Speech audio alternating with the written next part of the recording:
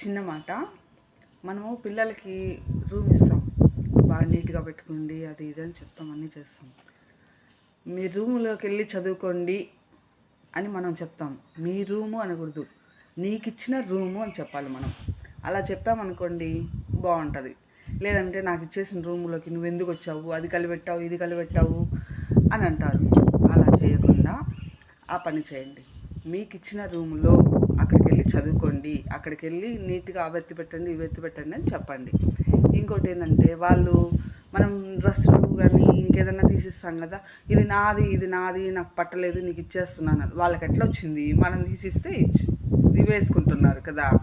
కాబట్టి వాళ్ళకి అది చెప్పండి, ఒరే బాబులు అమ్మలు, మేము తీసిచ్చినవి మీకు పట్టలేదని మళ్ళీ మాకు ఇస్తున్నారు, మీరేం సంపాదించి తీసుకుంటున్నారా చెప్పండి.